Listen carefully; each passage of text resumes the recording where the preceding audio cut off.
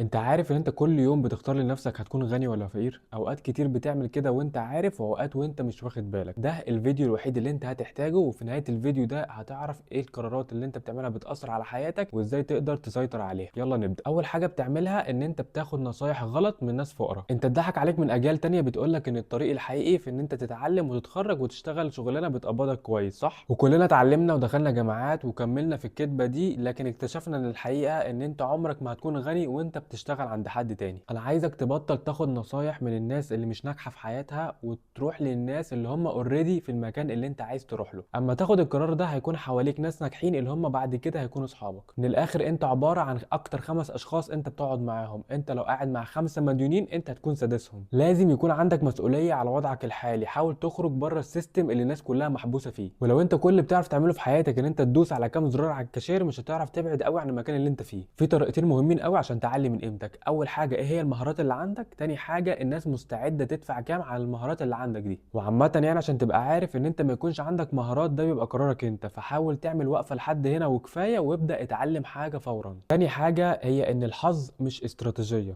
كتر الصلاة والدعاء من غير سعي ملوش لازمة، ومفيش حد قبل كده طلع له مصباح علاء الدين وحقق له امنياته. الحياة في الاساس لعبة احتمالات، كل ما هتفهم ده بدري كل ما هتبطل تبقى فقير اسرع. كل الاغنياء بيعملوه ان هم بيركزوا ازاي هيزودوا احتمالية ان هم يكسبوا فلوس اكتر. اما الفقراء سايبين الاحتمال ده للكون ومخليين مستقبلهم معتمد على الصدفة. اول ما تبطل تكتب مستقبلك بايدك ساعتها هتاخد الفتافيت اللي فاضلالك اللي غيرك رضي يرميها لك. الحياة كلها عن التحكم. اتحكم في نفسك، اتحكم في بيتك، واسعى انك تزود التحكم ده على قد ما تقدر لحد ما يبقى المستقبل بتاعك شبه متوقع. ساعتها بس مش هتحتاج لحظ. تالت حاجة بقى ان انت بتصرف فلوس على حاجات عايزها لكن مش محتاجها. كل مرة بتشتري حاجة انت مش محتاجها خليك عارف ان هي اتسوقت لك علشان تتباع لك. في واحد اقنعك انك تستغنى عن الفلوس اللي انت تعبت فيها دي عشان تشتري الاحساس الحاجة دي هتديها لك. معظم الناس الفقراء او اللي معهمش فلوس قوي بيكونوا مربحين قوي للشركات، وبتوع الماركتنج عارفين كده كويس قوي. عشان كده بتشوف ناس كتير قوي ضعاف ماليا بيحاولوا يبانوا اغنى من اللي هم فعلا عليه. الناس الفقراء فاكرين الاغنياء بيلبسوا فيرزاتشي عشان فيرزاتشي بتدفع للمشاهير عشان يلبسوا منتجاتهم ويبيعوا للفقراء اكتر. فانت بيتعمل عليك خطط تسويقيه كل يوم عشان الفقراء مش شاطرين في اداره فلوسهم، وانت بتفضل مكمل فقير عشان بتحاول تملى الفراغ انك فقير اللي متساب جواك. وعشان خاطري خليك فاكر لو حاجه عليها سيل لكن انت مش محتاجها فهي كده برضو تعتبر لسه غاليه. رقم 4، انت مش عارف الفلوس اللي صرفتها بتروح فين. معظم الناس بتصرف الفلوس في اللحظه اللي بتجيلها. اي حد فقير بيشتكي ان هو معهوش فلوس كفايه، رغم كده هو مش عارف فلوسه صرفها في ايه بالظبط. انت فاكر ان انت تقعد تسجل مصاريفك كل يوم دي حاجه صعبه؟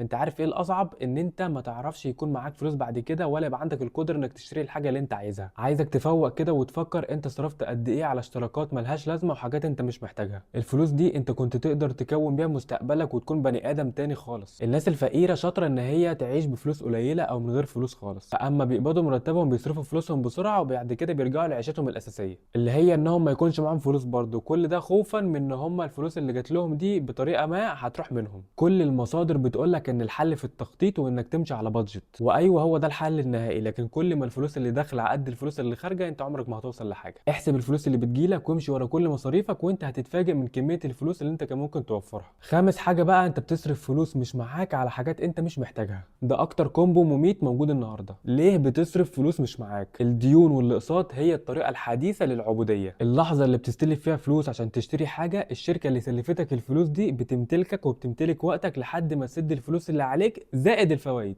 اول حاجه المفروض تعملها انك تبطل تكون عايز الحاجه دلوقتي وتستنى لحد ما يكون فعلا معاك ثمنها. وهقول لك قاعده حلوه قوي، لو لقيت نفسك بتسال نفسك هو انا معايا فعلا ثمن الحاجه دي ولا لا، يبقى انت فعلا معكش ثمنها وما ينفعش تشتريها. يعني تخيل معايا كده مفيش حد بيفكر قبل ما يشتري اللبانه من السوبر ماركت عشان انت ببساطه تقدر تشتري منها 2 و10 و100 واحده. فالقاعده النهائيه على الاقل الحاجه اللي ما تقدرش تشتري منها 2 ما تشتريهاش. استلاف الفلوس فعلا طريقه متسيستمه انها تخلي الناس تفضل فقراء. وخلي بالك من انك تسلف الناس فلوس برضو لو هم فعلا مش محتاجينها ضروري. الوحيدين اللي بيكسبوا من تسليف الناس فلوس هم البنوك وشركات الاقساط. وعلشان الفيديو ما يطولش اكتر من كده، لسه في حاجات اكتر ممكن نتكلم عليها عن العادات اللي المفروض تبطلها، وممكن نعمل كمان بارت 2 و3 لو الفيديو ده فعلا عجب الناس. ولو عجبك الفيديو ما تنساش فعلا انك تعمل لايك عشان الناس بتنسى بيكون عاجبها الفيديو وبتنسى ان هي تدوس لايك مش عارف ليه. واكتب لي في الكومنتات لو انت عايز بارت 2.